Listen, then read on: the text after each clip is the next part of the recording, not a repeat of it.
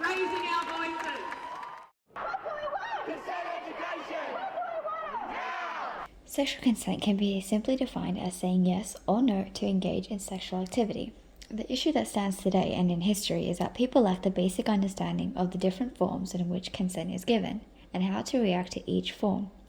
Though there have been some attempts to educate public through social media, news, campaigns, and sex education in high school and primary school, the topic that tends to revolve around health and pregnancy and everything in between.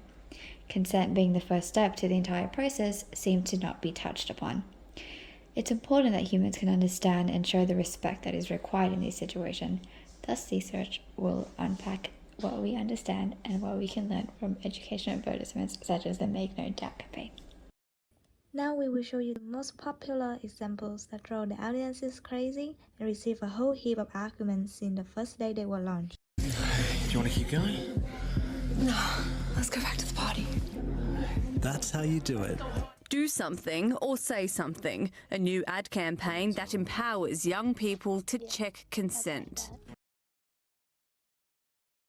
Even though the message was shown very obviously throughout the videos, but it's been up for debate for a long time. Research has also been done to look at how young people react to sexual consent advertisements. Approximately 48% of Australians feel uncomfortable discussing sexual categories. The Ohio State University reported that most students receive sexual consent campaigns with a positive attitudes. However, the first-year students had the smallest engagement, with only 14.6%. Sexual consent advertising doesn't bring any negative effects for the young audience, but it can successfully send a powerful message. To answer the research question, are consent advertisements or campaigns effective in raising awareness and educating young Australians on consent? This research study will use 3 methods: interviews, social media analysis, and a rhetoric analysis. We will conduct semi-constructed interviews on people around the age of 18 and above. We will ask 18 questions relating to sexual consent. Before we ask the interviewees any questions, we will show them the 2 advertisements mentioned and observe their reactions.